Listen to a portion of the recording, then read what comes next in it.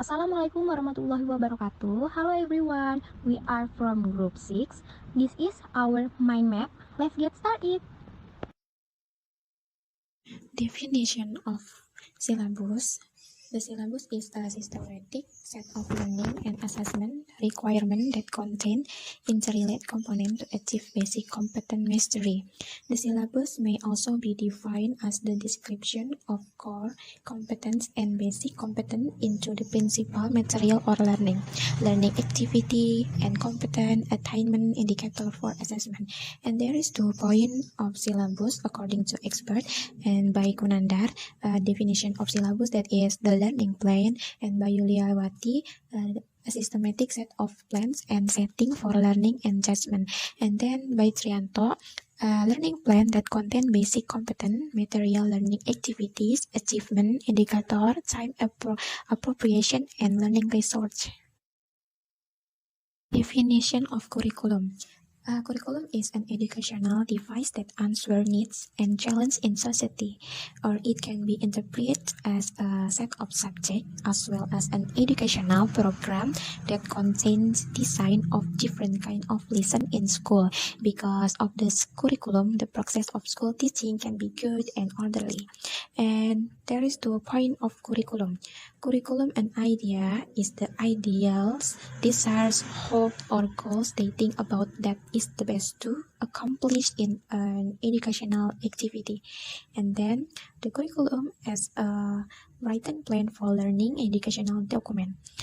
Curriculum as process of teaching learning activities, and the last, the curriculum as a result of learning, output, outcome, benefit, and impact.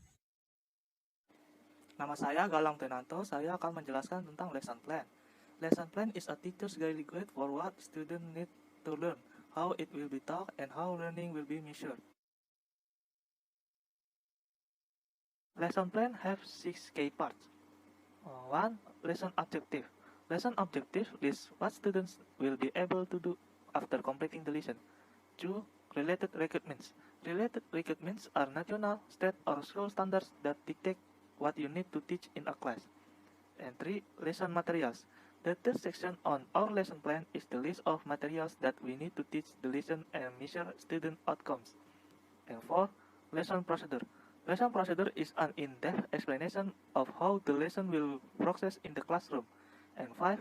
A segment method. Measure whether your student learned lessons information and meet your lesson objective. And 6. Lesson reflection. Lesson reflection portion of a lesson plan encourages teachers to take note on how to improve a lesson after it has been completed. Curriculum components. A. The objective component. The curriculum is a program that is meant for achieve educational goals. That goals is use a direction or reference all educational activities carried out. Success or failure of the program teaching in school can be measured by how far the number of achievements of the schools. B. Content or material component. The content of the curriculum program is everything that is given to children students in teaching and learning activities in order to achieve goals. Content. The curriculum covers the types of subject areas taught and program content each of these fields of study. The study areas were adjusted accordingly with the type, level, and path of educational available. C. Media components, facilities, and infrastructure. Media is an intermediary means of teaching. Media is intermediaries to describe the content of the curriculum so that it is easier for them to understand learners. Therefore, the utilization and use of media in teaching appropriately to the subject presented to the participant student will make it easier for students to respond, understand the content serving the teacher in teaching.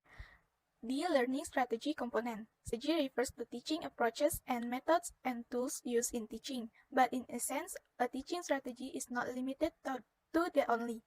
Illustrated teaching strategy discussion of the way that is taken in carrying out teaching, holding assessment, implementation of guidance, and organized activities, both in manner generally apply and that are specific in teaching. E. Teaching and learning process component. This component is very important in the learning system because it's hope and through the teaching and learning process there will be behavioral change in student successful implementation. The teaching and learning process is an indicator of the success of implementation curriculum. F. Evaluation component. Evaluation is one component of the curriculum. In a sense, limited curriculum evaluation is intended to check level, attainment, educational goals that want to be realized through the curriculum in question. Component syllabus. School identification listing the names of school units and classes. The standard of competence of subject can be divided as a statement of knowledge, skill, and attitude. Basic competentials. A number of abilities should have to be educated in certain subject. Indicator are basic competence attainments characterized by measurable change in behavior that include attitude, knowledge, and skill. Materi pembelajaran are the fundamentals of learning materials that learners must study as means of competence attainment. Learning activity are a general form or pattern of learning activities to be performed. Assessment. Assessment tools can be test and non-test. Time allocation. The timing of the time on each basic competence is based on the number of effective weeks. Learning resources are referrals, objects, or material used for learning activities. This is the mind mapping of components of lesson plan. First, we got gathering materials. This includes student supplies as well as your own. Don't forget about technology such as your document camera, even laptop. And then class objective. This should be clearly communicated to your students orally at the very beginning of the lesson and posted in a highly visible location in your classroom. And then we got activate background knowledge. Set the stage by tapping into your students' background knowledge, previous life experiences, prior learning, or both to prepare them for the new concept you're about to introduce. And then we got direct instruction. This is the meat of your lesson plan. It's where you present the new concept that is included in the lesson objectives. And then practice. It is the work done by the students, whether it is controlled, guided, or free. Students answer some exercises based on the material presented. These exercises are often there on the set book. And then the last one is closer. This is where you wrap it up. It's a quick synopsis of the lesson.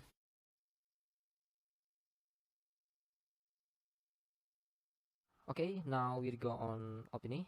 First we got Vrisca Ananda. Bisa lebih banyak mengetahui tentang kurikulum, silabus, dan lesson plan. Dapat berguna untuk persiapan menjadi seorang pengajar. Next, Izzati Afra. Dengan belajar Curmadev, lebih tahu perbedaan persamaan pengertian komponen-komponen tujuan dari kurikulum dan silabus. Dan Galang Mukti, menurut saya, belajar Curmadev dapat membantu saya lebih mengerti dan lebih mengetahui tentang kurikulum, silabus, dan lesson plan. Dan Luthfia Amalia, lebih bisa mempelajari tentang silabus dan kurikulum dari berbagai jenis sekolah, dapat mempersiapkan diri menjadi pengajar yang baik.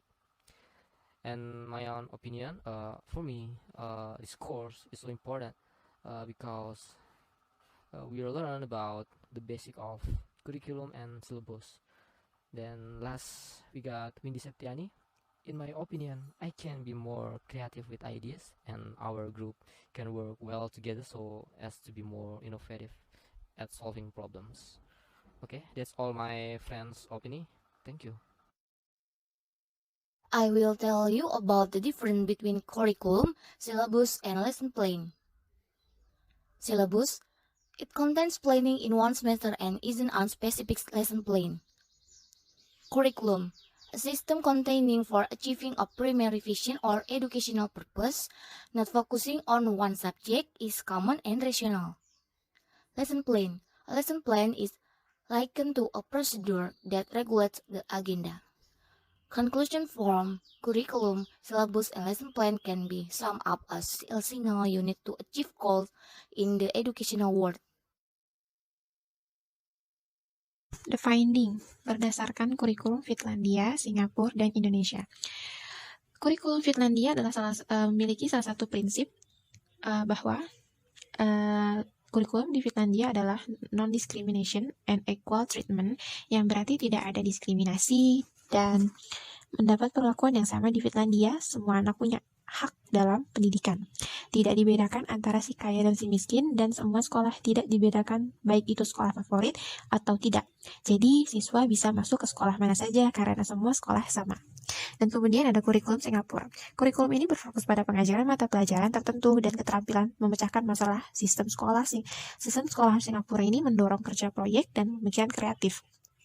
Akibatnya, kelas fokus pada membekali siswa dengan keterampilan dan pengetahuan pemecahan masalah dalam mata pelajaran tertentu. Tujuan dari kurikulum ini adalah untuk membekali siswa dengan pengetahuan dan untuk keterampilan praktis yang akan membantu memecahkan tantangan di dunia nyata.